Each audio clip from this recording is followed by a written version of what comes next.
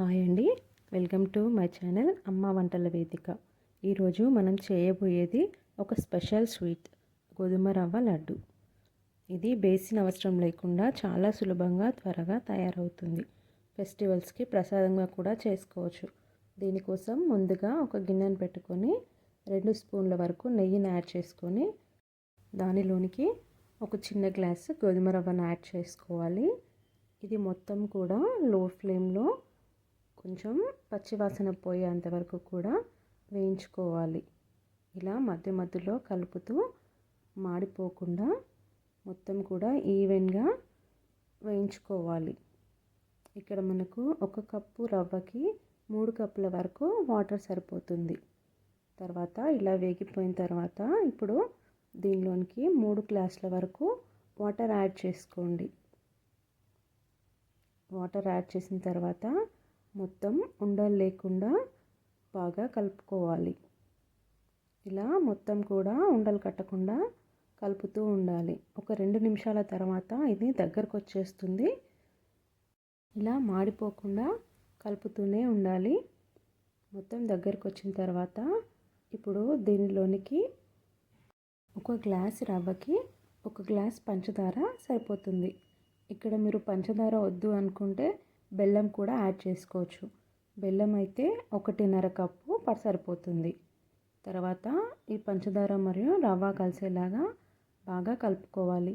ఇప్పుడు మళ్ళీ రవ్వ లూజ్ అవుతుంది. అది కూడా మొత్తం అబ్జర్వ్ అయ్యేంత వరకు, పంచదార మొత్తం కరిగేంత వరకు కూడా ఉడికించుకోవాలి. పంచదార మరియు రవ్వ మొత్తం కరిగిపోయి గట్టిగా అవ్వాలండి. ఇప్పుడు నేను 1 స్పూన్ నెయ్యి వేసుకుంటున్నాను. నెయ్యి వేసుకోవడం వల్ల ఫ్లేవర్ బాగుంటుంది.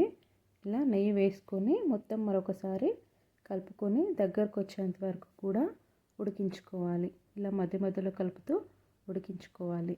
ఇక్కడ నేను కొంచెం ఫుడ్ కలర్ యాడ్ చేశాను. మీరు కావాలంటే వేసుకోవచ్చు, లేదంటే స్కిప్ చేసేయచ్చు. ఇది పూర్తిగా ఆప్షనల్.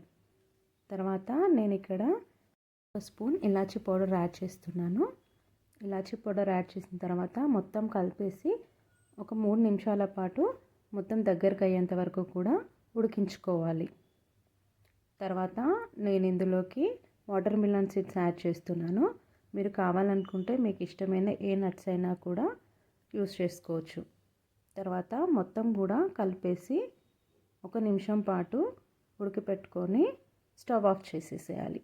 స్టవ్ ఆఫ్ చేసి చల్లారిన తర్వాత ఒక ప్లేట్లోకి సర్వ్ చేసుకొని ఇప్పుడు వీడియోలో చూపిస్తున్న విధంగా చిన్న చిన్న ముద్దలు తీసుకొని లడ్డూలాగా చుట్టుకోవాలి.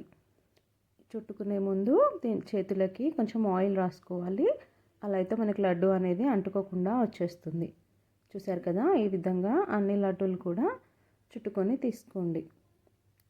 చూసారా ఎంత సింపుల్గా, ఎక్కువ ఆయిల్ లేకుండా మనకి లడ్డూలు తయారైపోయాయి కదా. మీరు కూడా ఒకసారి ట్రై చేసి చూడండి. ఇలాంటి మరిన్ని రెసిపీస్ కోసం మన అమ్మ వంటల వేదిక ఛానల్ని సబ్స్క్రైబ్ చేసుకోండి. Thank you so much for watching.